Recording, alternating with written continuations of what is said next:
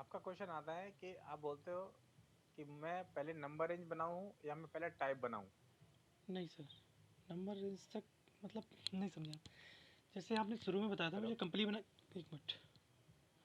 आपने मुझे हेलो। शुरू से जब बताया था ना, हाँ। सबसे पहले कंपनी जब बनेगी, आप उसके बाद कंपनी जब कोड बनेगा। फिर देखिए। नहीं, एक मिनट रुकिए।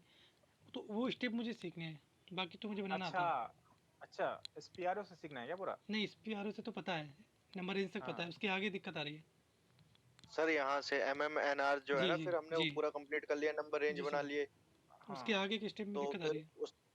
उसके आगे का है सर कि मतलब फिर ओ जैसे OMSG है, O M S G vendor account name. O M S G और जे तो आपको वेंडर में आ गए। हाँ सर, तो वही स्टेप्स का पता नहीं चल रहा कि कौन सा पहले बनाना है, कौन सा बाद जी में बनाना है। तो इस वजह देखिए। से यहाँ यहाँ देखिए। तक तो हमारा कंप्लीट है, देखो देखो देखो देखो मैं नंबर आपको रेंज बताता तक। हूँ। सुनो। मैं आपको बताता हूँ। आपने वेंडर पहले बनाना है तो पहले वेंडर बना लो। क्योंकि वेंडर आप बनाओगे तो उसमें ऐसी कोई कॉन्फ़िगरेशन नहीं है कि किसी भी मटेरियल को आपको असाइन करना पड़ेगा जी वेंडर सर, के साथ बिल्कुल में, जो पहली बात है। वो तो बन जाएगा तो सर। आपको पहले पहले अगर आपको लग रहा है कि मुझे वेंडर बनाना है, तो वेंडर का जो ग्रुप है वो ग्रुप बना लो, उसका नंबर रेंज बना लो और ग्रुप के साथ नंबर रेंज को असाइन कर दो। ठीक है? और आप वेंडर बना लो। ठीक है? जी इसके बाद आपको लगता है कि मुझे पहले मटेरियल बनाना है, तो पहले मटेरियल बना लो।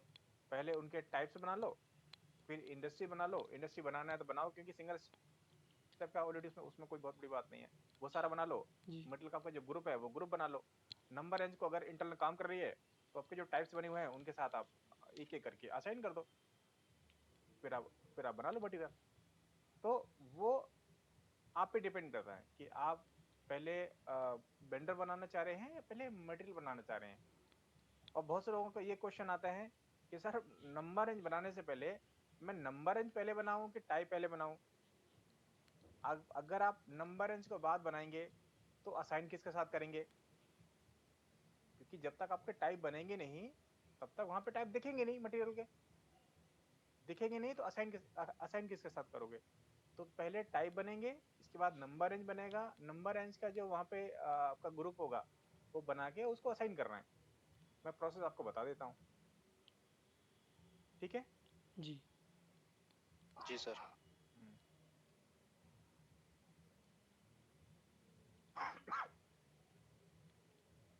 आपके अगर टाइप्स ऑलरेडी बने हुए हैं, उसके बाद से आपका स्टेप्स आता है। आप ग्रुप पे जाओ, उसके बाद न्यू करो, और जो आपको यहाँ रखना है, सपोज नहीं सर, ये number range G for. Sir, ये तो पता है सर। हाँ।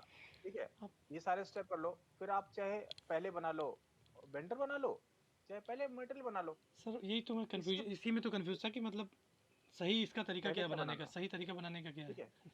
दोनों में से कुछ भी पहले पहले बना लो, क्योंकि जी सर। देखो, जब तक मटेरियल नहीं हुआ, जब तक वेंडर नहीं होगा, तब तक कोई भी प्रोसेस, कुछ भी प्रोसेस नहीं होगा। ना तो आप इन्फो बना सकते हो, ना आप सोर्स बना सकते हो, ना तो आप आरएफक्यू बना सकते हो, ना आप कोटा बना सकते हो। कोटा बनाने के लिए सब ये जो मैं जितना बता रहा हूँ, सबके जी साथ में आपको मटेरियल भी चाहिए और वेंडर भी चाहिए। जी तो ये आप पे डिपेंड करता है कि आप पहले वेंडर बनाना चाह रहे हो या पहले मटेरियल बनाना चाह रहे हो।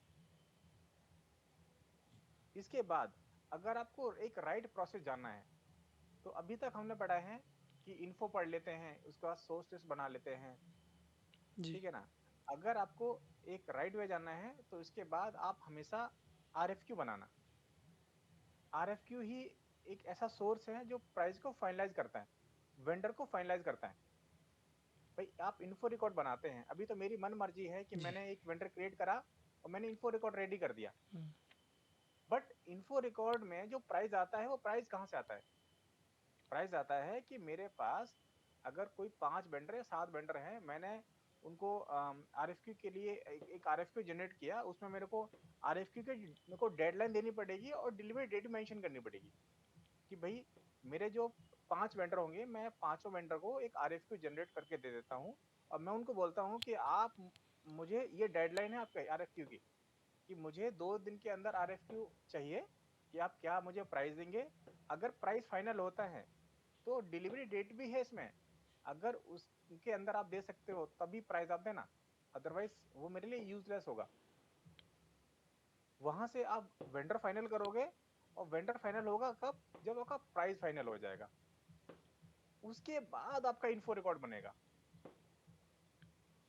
जी इन्फो रिकॉर्ड का कॉम्बिनेशन का मतलब क्या है? इन्फो रिकॉर्ड ही एक ऐसा सोर्स है जो ऑर्डर में इफेक्ट करता है, क्योंकि प्राइस जो आपका मटेरियल का वो सिर्फ आपके लिए है। जब आप पीओ बनाएंगे तो इन्फो रिकॉर्ड का ही प्राइस जाएगा। अगर आप इनको इन्फो रिकॉर्ड रेडी नहीं करते हैं, नहीं बनाते हैं, तो आप परचेज ऑर्डर जब भी बनाएंगे तो उसमें प्राइस आपको मैनुअली फिल करना पड़ेगा। मटेरियल आपने प्राइस प्राइस तो डाला है, बट वो वहां से पिक नहीं करेगा, आपको मैनुअली ही डालना पड़ेगा। जी सर। ठीक है ना? जी तो पहले आप बना लो, वेंडर बना लो, पहले मटर, फिर मटेरियल बना लो, फिर आप आरएफक्यू बना लो, फिर आप इन्फो बना लो। इन्फो के बाद अगर आपको लग रहा है कि मेरा सोर्स रेडी है, तो फिर आप क्या करो, फिर आप सोर्स मेंटेन कर लो। सोर्स करने के बाद जब पीआर बनाओगे ना, तो सोर्स के थ्रू आप पीआर बना लो, जी अगर आपको प्रॉपर करना है तो। ठीक है सर। कि मेरे पास अगर 5 सोर्स है, मैं चाहता हूँ कि भाई मैं किसी एक ही सोर्स के थ्रू जाना चाहता हूँ। मैं जब पीआर बनाऊं तो मुझे दिख जाना चाहिए कितने ऐसे मेरे वेंडर हैं जिनका रेट फाइनल है। बट जैसे आप उनका इन्फो बनाओगे ना, तो जैसे ही वहां पे सोर्स ऑफ सप्लाई करोगे, तो वो 2-4 वेंडर जितने भी हो सामने डिस्प्ले करेंगे, उनका प्राइस भी डिस्प्ले करेंगे। अगर ऐसा नहीं है कि प्राइस अगर एक ही है तभी दिखेंगे, प्राइस उनके अगर डिफर भी है तब भी वो वहां पे शो करेंगे। ये आप पे डिपेंड करता है कि आप किस वेंडर के साथ जाना चाहते हो। जी ठीक है सर। ठीक है? जी। अभी कोई डाउट है क्या? No sir. अभी आप कोटा पढ़ेंगे, नेक्स्ट टॉपिक आपका शायद कोटा होगा। कोटा के साथ क्या है कि अभी तो आप सोर्स के थ्रू जाते हो, फिर आप कोटा के थ्रू जाओगे, उसमें भी सोर्स आपको बनाना पड़ेगा। आप अगर अगर आपका कोटा मेंटेन है, उस केसेस में क्या होगा कि वेंडर जो एसएपी का जो प्रोसेस है, पहले कोटा को रीड करेगा एसएपी। अगर कोटा मेंटेन नहीं करा आपने, तब वो सोर्स को रीड करेगा। अगर आपने ऑलरेडी कोटा मेंटेन कर रखा है तो पहले कोटा को रीड करेगा। अगर कोटा में आपने वेंडर फाइनलाइज कर रखे हैं, उनमें उनको परसेंटेज दे रखा है, तो उसके according system automatic vendor pick करेगा कि मेरा जो अगला पीआर बनना चाहिए वो किस वेंडर को जाना चाहिए, क्योंकि आपने वहां पे परसेंटेज डिफाइन कर रखी है।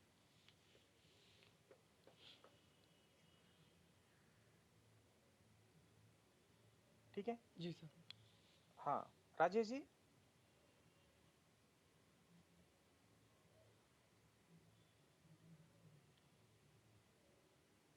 सभी अवेलेबल है क्या? हाँ मैं तो हूँ। हाँ सर, सारे अवेलेबल हैं सर। कोई इसमें कोई डाउट है किसी को? कोई नहीं क्वेश्चन है? नहीं, मतलब आप ये बेसिकली है कि हम कोई भी स्टेप कभी भी कर सकते हैं। हाँ, कंडीशन ये है कि मटेरियल और वेंडर को लेके, हम्म अगर एक राइट इंफॉर्मेशन में अगर जाना है, तो मटेरियल और वेंडर के बाद हमने अभी तक पढ़ा है कि हम सीधा इन्फो रिकॉर्ड बना लेते हैं। क्यों बना लेते हम्म हैं? क्योंकि हम मुझे पढ़ना है और मैं वो स्टेप्स है, क्योंकि मेरे को विदाउट आरएफक्यू भी मैं सारे प्रोसेस कर सकता हूँ, विदाउट हम्म सोर्स भी सारे स्टेप्स कर सकता हूँ। लेकिन इन्फो क्यों बनाना है कि हाँ, मैं क्योंकि मुझे चाहिए, जरूरी नहीं है ना कि हम मुझे, हर बार हाँ, मुझे प्रोडक्ट के लिए इन्फो क्यों आरएफक्यू बनाना है, जनरेट करें, मुझे रिपीट इन्फो ऑर्डर्स इसलिए भी हो बनाना है, सकते हैं। मुझे इन्फो इसलिए बनाना है कि जब मैं पीआर या पीओ बनाऊं तो मेरा प्राइस मुझे मैनुअली डालना ना पड़े। उसमें जो हम्म कंडीशन है, जो आपने वो पढ़ा ना, एक्टिव वेरिएबल्स, हम्म वो हम्म हम्म जब तक एक्टिव नहीं होगा, जब तक आप इन्फो मेंटेन नहीं करेंगे। हम्म ठीक है ना? तो वो सारी चीजें हैं। आज हम कोशिश है कि हम आज आरएफक्यू पढ़ेंगे पूरा प्रॉपर। तो इसमें मैं पहले एक एक्सेल खोल लेता हूँ, उसमें जो चीजें बनेंगी वो सारा डिस्प्ले होती रहेंगी ना।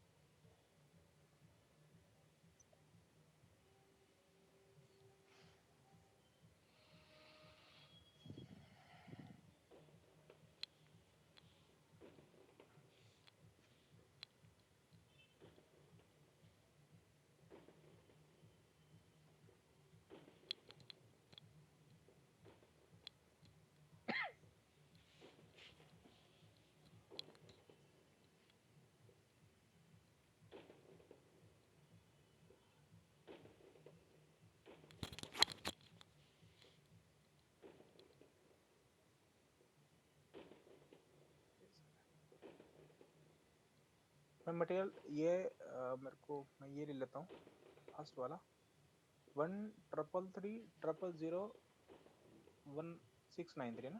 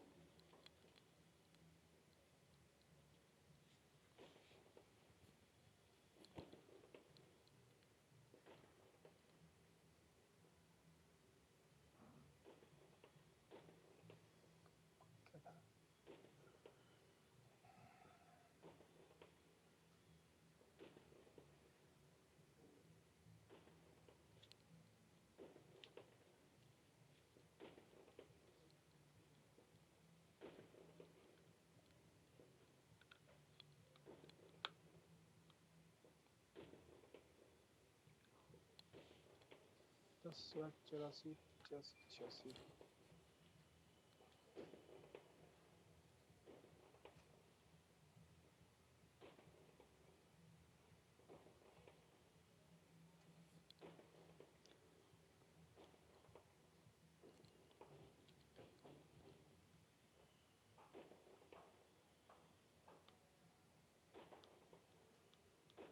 मैं एक इसमें प्राइस रख लेता हूँ कि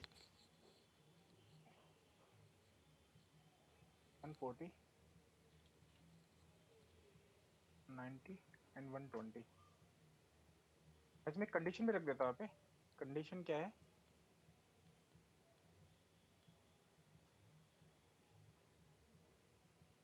कभी ऐसा होता है कि सपोज हमारी जिस लोकेशन में फैक्ट्री है या जहाँ प्लांट है या जहाँ पे मुझे माल मतलब इन हाउस चाहिए, अगर मैं नियर से माल खरीदता हूँ तो कभी महंगा होता है और शायद दूर से लूँ तो मुझे सस्ता मिल सकता है।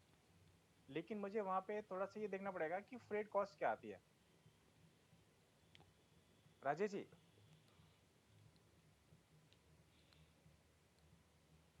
हेलो। हाँ जी सर। अरे अवेलेबल हो जाओ भाई, प्लीज प्लीज, मेरे को अच्छा लगता है। मैं सर ये कह रहा हूँ, अवेलेबल है सारे। हाँ मैं ये कह रहा हूँ कि कभी ऐसा होता है कि अगर आप वेंडर फाइनल कर रहे हो या प्राइस फाइनल कर रहे हो सकता है कि आपके ऑफिस के जो नियर हाउस में या मतलब जो नियर मार्केट है उसमें हो सकता है कि प्राइस आपको थोड़ा ज्यादा मिल रहा हो बट फ्रेट आपको नहीं लग रहा है। और हो सकता है कि वो थोड़ा सा दूर आप जाएंगे तो प्राइस आपको कम लग रहा हो सेम उसका, क्योंकि वहां हो सकता है एक बड़ा मार्केट वहां पे सेम मटेरियल का प्राइस आपको जो है हो सकता है कि बहुत मतलब डिफरेंस मिले आपको, बट फ्रेट कॉस्ट आपको ज्यादा ज्यादा लग सकती है। ऐसे कंडीशन भी आ सकती हैं। तो इन सारी कंडीशंस को लेके ही आरएफक्यू हम आज रेडी करेंगे। कंडीशन ये है कि अगर कोई 140 रेट चार्ज कर रहा है तो वो बोलता है कि मैं आपसे 80 रुपीज फ्रेट लूंगा। तो 90 रुपीज ले रहा है वो कहता है कि मैं आपसे 110 रुपीज फ्रेट लूंगा। जो 80 है वो 95 ले रहा है। ठीक है sir.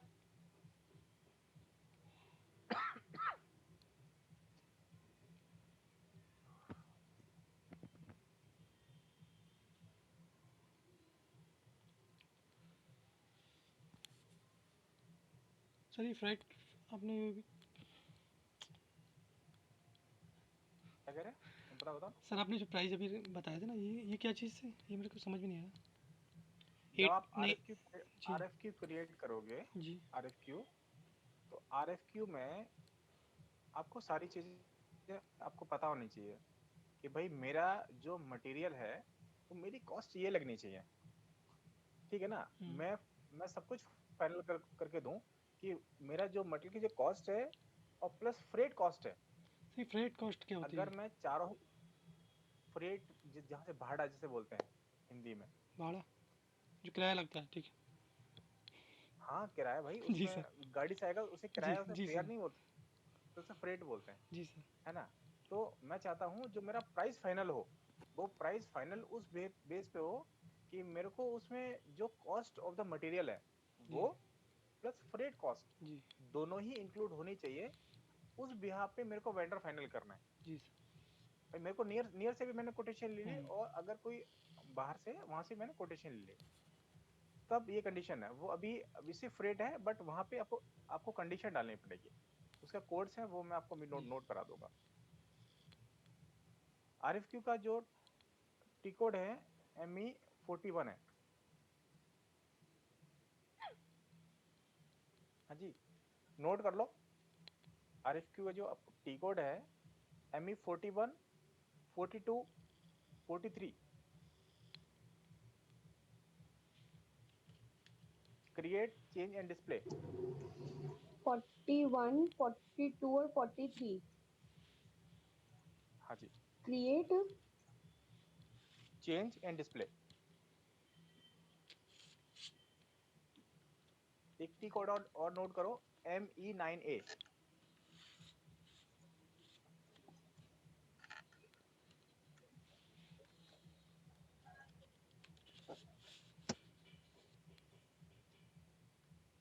ME9A। ME9A, display and print RFQ। Display and and print RFQ। Print. Print print print RFQ। And ME47 and ME49। ME47 होगा मेंटेन प्राइस,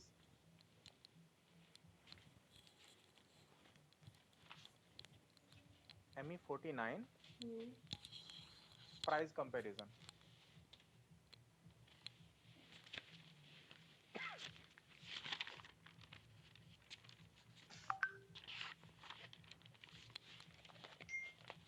ठीक है,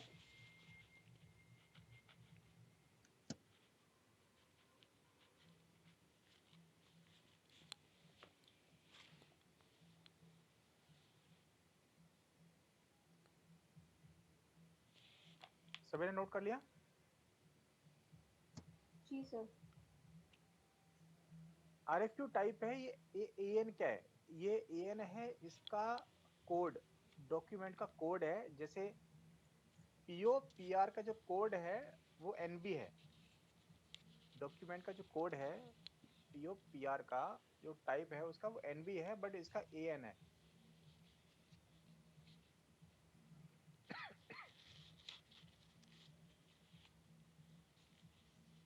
ठीक है,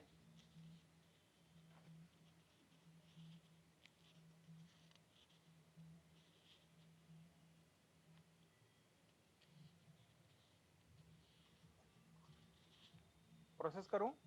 जी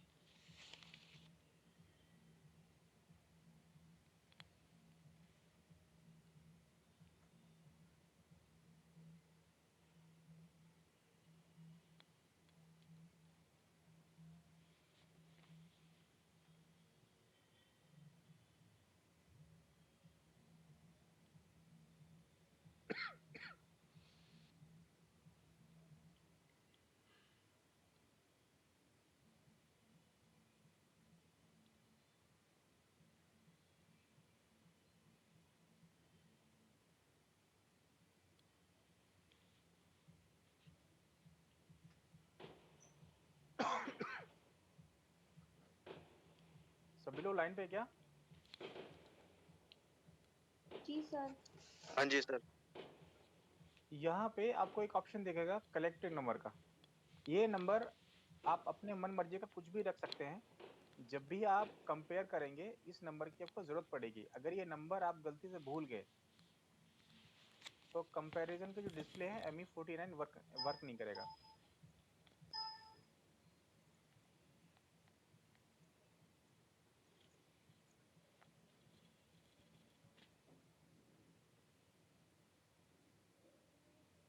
PF0001 में लग रहा हूँ। PF0001।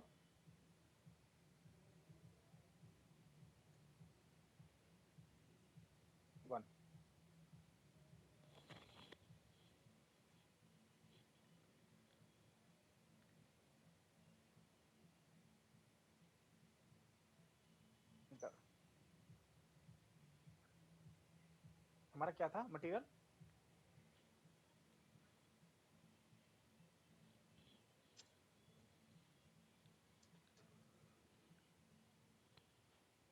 क्वांटिटी चाहिए 100,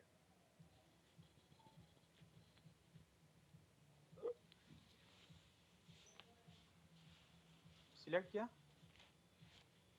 आइटम पे गए,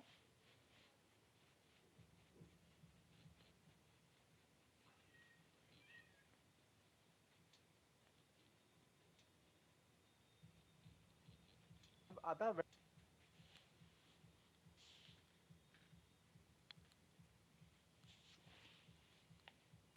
एक एक करके सारे वेंडर आप यहाँ पे फिल कर दो, एंटर, सेव। अभी जब ये मैसेज आपको डिस्प्ले हो तो आप यस कर देना। इसमें ME9 है, इस स्टेप पे शायद अभी काम नहीं कर रहा है इनका, शायद सेकंड स्टेप आपका इसमें काम करे। क्या है 5540101011 55।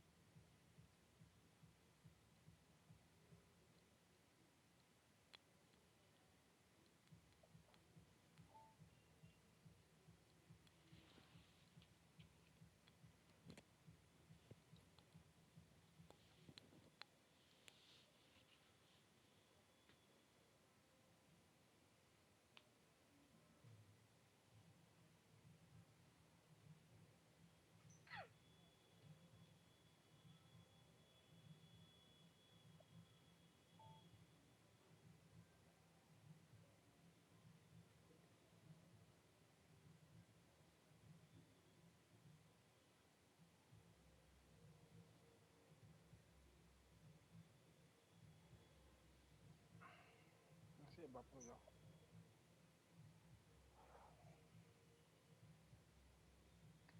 सारे RFQ यहाँ आपके, आपका यहाँ पे RFQ नंबर यहाँ से आपको मेंटेन हो गए, ठीक है। वैसे इसके बाद जो स्टेप आता है वो ME9A का स्टेप आता है। इस स्टेप में क्या होता है कि जो भी आपने डेटा जनरेट किया है, जो भी आपके RFQ जनरेट हुए हैं, वो यहाँ पे आपको डिस्प्ले हो जाते हैं।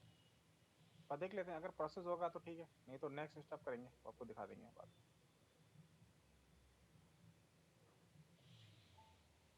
नहीं चला ना। इसके बाद हम सेकेंड ऑप्शन यूज करेंगे ME47।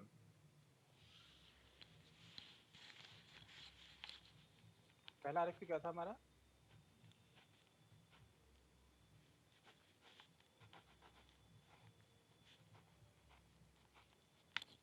प्राइस हमने क्या रखा है इसका पहले का 140 ना, 140। सिलेक्ट किया, आइटम पे गए, डिटेल पे गए, यहाँ आपको देखा था इन्फो इंडिकेटर, इन्फो इंडिकेटर पे विदाउट प्लांट आप कर दें, यहाँ वापस हो जाए, सिलेक्ट करें, यहाँ आपको दिखेगा कंडीशन ऑप्शन, डबल क्लिक करें। मैंने जो कंडीशन रखी है ना कि फ्रेट वाला, आप लोग अवेलेबल हो ना? जी सर। जी सर। हाँ, इसका जो कोड है, आप जब भी फ्रेट मेंटेन करेंगे तो इसका कोड है FRB1।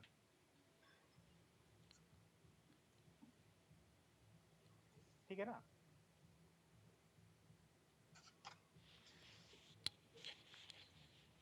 इसका फ्रेट कितना है? 80 rupees. Enter, back and save.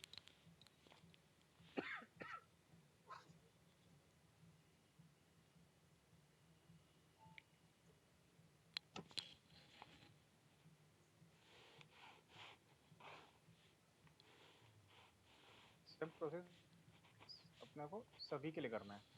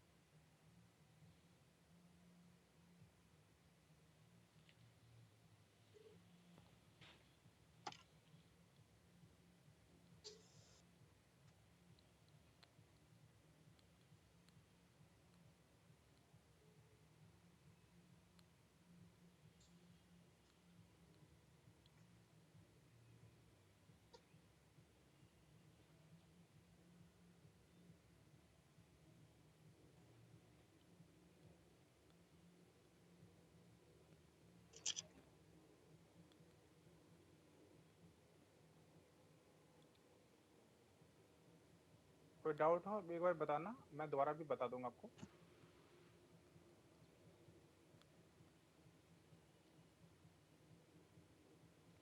Process same.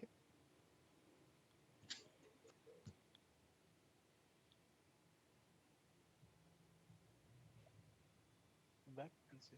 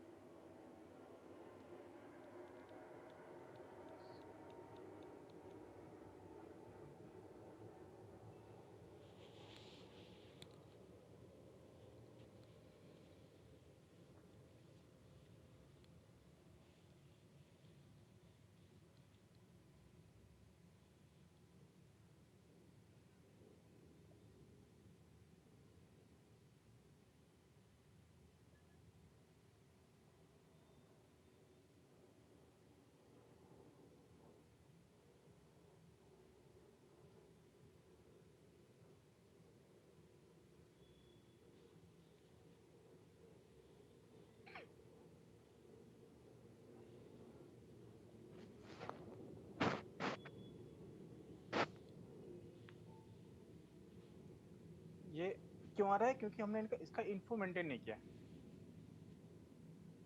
अभी सभी के प्राइस मेंटेन हो गए हैं, सभी की कंडीशन मेंटेन हो गई है। अभी मुझे क्या करना है? प्राइस कंपेयर करना है। प्राइस कंपेयर का जो टी कोड है वो ME49 है।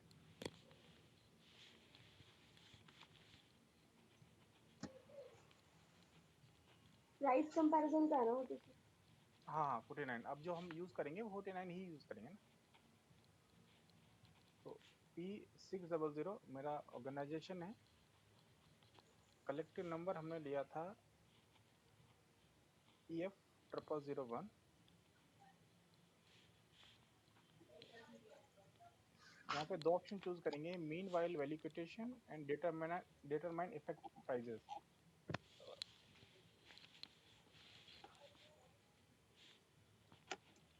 कंपेयर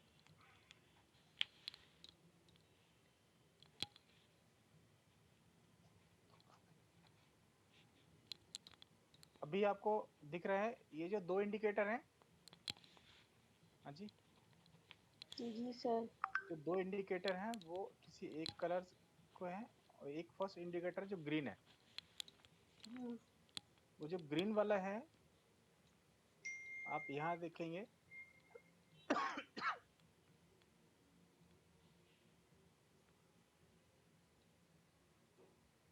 इसका प्राइस ये देखिए 91.10 है, इसका 120.95 है, इसका 140.80 है।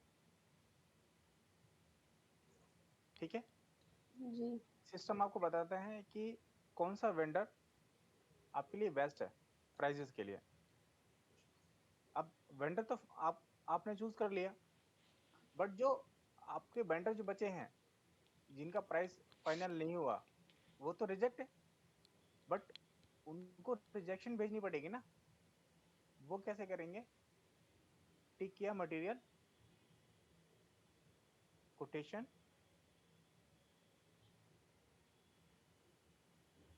Rejection, save. ठीक है, सेम प्रोसेस इसके साथ करेंगे, मटेरियल, कोटेशन, रिजेक्शन टिक किया एंड सेव। अभी ME9 काम करेगा तो मैं आपको रिजेक्शन लेटर मैं दिखा देता हूँ कि रिजेक्शन लेटर हमारे रेडी हो गए होंगे वहाँ पे। /n ME9A।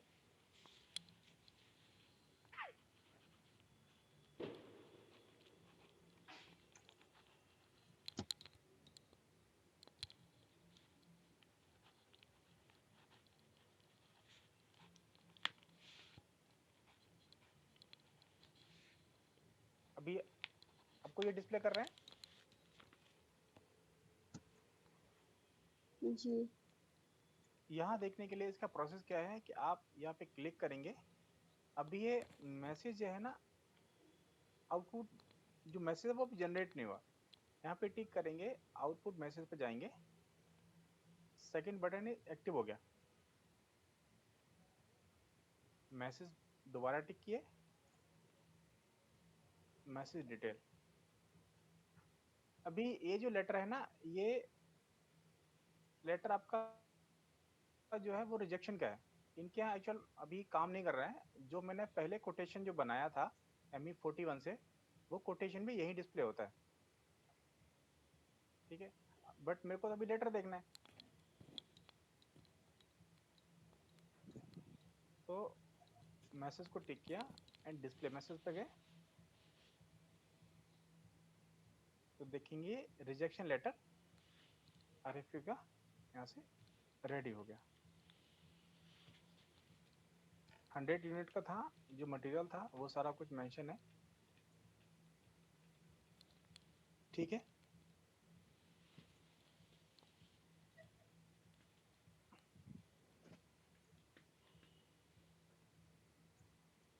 तो जो आपका वेंडर फाइनल हुआ, जो आपका प्राइस फाइनल हुआ, वो वेंडर आपका उसी के साथ आपका इन्फो रिकॉर्ड रेडी हो जाएगा।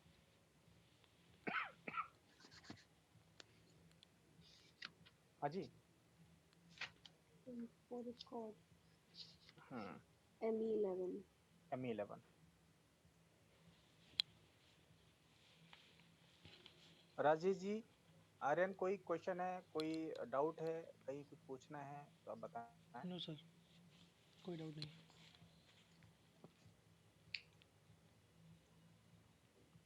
राजेश जी बोलिए। नहीं सर, कोई डाउट नहीं है सर। एकदम ठीक है ना? जी सर, एकदम ठीक है। हाँ, क्योंकि इनके यहाँ ME9A का जो फर्स्ट स्टेप है ना, हाँ जी सर। वो काम नहीं कर रहा है, क्योंकि पीछे जो इनकी कॉन्फ़िगरेशन होती है अगर वो प्रॉपर है, तो जो आपने नोट किया होगा, जो फर्स्ट स्टेप ME41 में जब यूज कर रहा था तब एक मैसेज अलर्ट आया था, सेव एनीवे करके। अगर वो सारा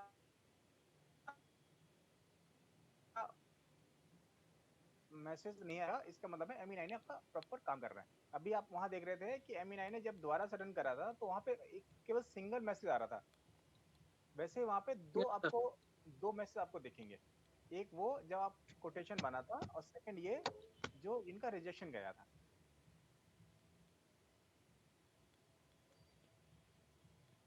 ओके सर। ठीक है ना। तो ये RFQ का पूरा एक प्रोसेस है। RFQ में आपके जो टी कोड है वो 4 टी कोड यूज होंगे। एक ME41 यूज होगा, एक ME9A यूज होगा, एक ME47 यूज होगा, एक ME49 यूज होगा। 4 टी कोड यूज होंगे। और जब जाके आपका RFQ कोई एक वेंडर उनका जो प्राइस है वो आपका फाइनल होगा। जो प्राइस फाइनल होगा उसी के साथ आपका इन्फो रिकॉर्ड रेडी होगा। आपने एक चीज नोट करी थी, जब मैं FRB1 को जब सेव कर रहा था तो एक मैसेज अलर्ट दे रहा था। वो इसलिए दे रहा था क्योंकि मैंने उसका इन्फो रिकॉर्ड रेडी नहीं करा था। अगर मैं इन्फो रिकॉर्ड के साथ में कंडीशन डाल देता FRB1 की तो यहाँ मैसेज अलर्ट नहीं देता। ठीक है। ठीक है ना। अभी थोड़ा टाइम लगेगा इस वाले को समझने में। मैं स्टेप आपको एक बारी दोबारा से बता दूं, बताओ। अभी अपने पास टाइम है, बहुत बहुत टाइम है पास। देख लीजिए सर, इन बाकी सबसे पूछ लीजिए एक बार, जैसे ठीक समझे सब। हाँ जी बता दो आर्यन। बता दो। जी सर, बता दीजिए।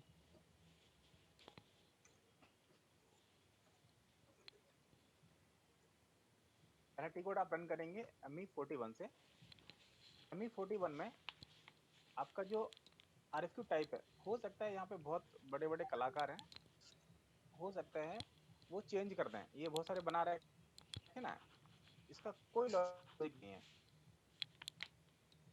कोई भी लॉजिक नहीं है। AN जो है वो SCP का स्टैंडर्ड कोड है RFQ का। जैसे NB डॉक्यूमेंट होता है, वो PR एंड PO का जो डॉक्यूमेंट होता है वो NB डॉक्यूमेंट होता है। तो हमें AN लेना है ना सर? हाँ, जैसे जैसे आपको NB डॉक्यूमेंट, ये जो NB है ये PR का स्टैंडर्ड है, वैसे ही AN जो है वो RFQ का है। इसमें आपको कुछ ही चीज चाहिए। एक तो चाहिए आपको डेडलाइन कि RFQ मुझे कितने दिन में फाइनल करके दे दे वेंडर, उसी बिहाफ पे। और आपको चाहिए डिलीवरी डेट। वो डेट क्या होनी चाहिए? सिंपल। अगर ये सब कुछ हो जाता है, सपोज मैं डाल देता हूँ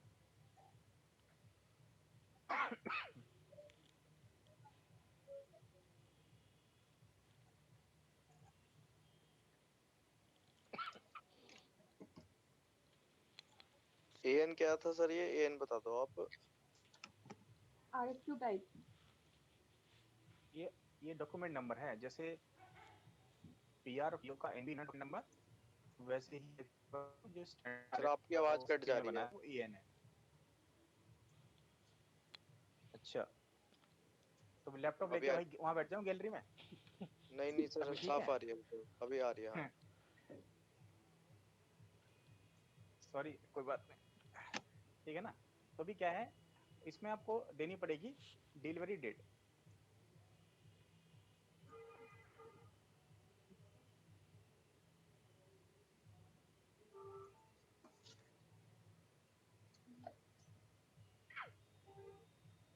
ये नंबर आप कोई भी दे सकते हो। जी। ये आपकी, जो आप याद रखे, जो कर सके। ये नंबर अगर आप भूल गए तो ME49 वर्क नहीं करेगा किसी भी केस में। एक यही एक सोर्स है जो आप वहां डेटा पिक करोगे।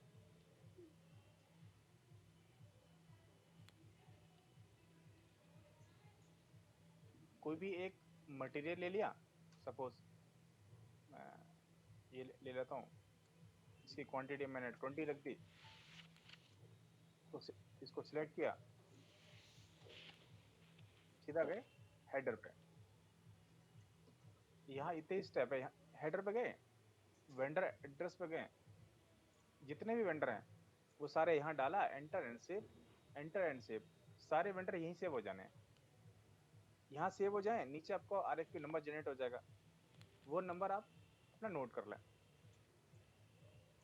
ME41 का ये एक पहला स्टेप है। यहाँ इसके बाद इस विंडो से आपको निकल जाना है।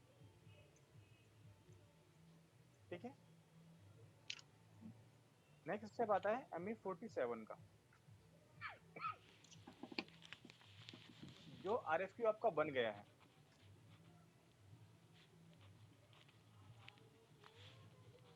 वो आप डेटा डाल दें, जब आप डेटा डालेंगे तो आप देखेंगे नेट प्राइस आपका नहीं होगा वहाँ पे।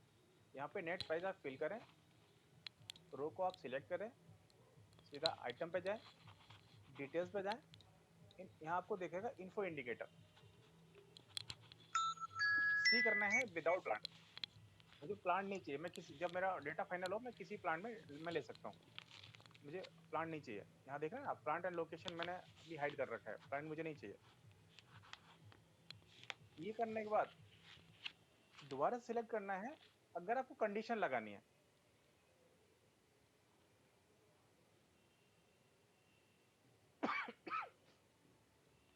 कंडीशन लगानी है,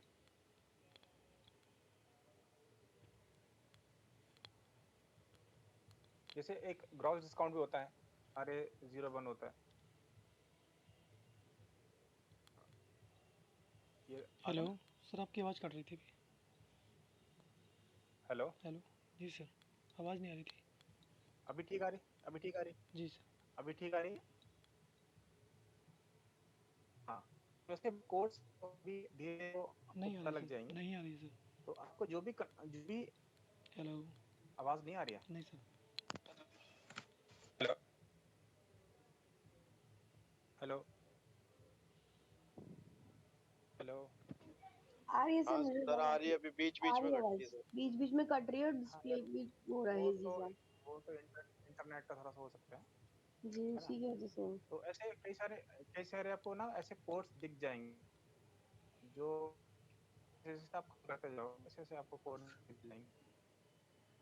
तो आपको कंडीशन है, अगर आप चलता है कि कोई मेंटेन करनी है तो आप यहाँ पे जाके आप मेंटेन कर सकते हैं। अदरवाइज आप नॉर्मल है तो आप पे और आपकी आवाज इंडिकेट बहुत डिस्टर्ब हो रही है।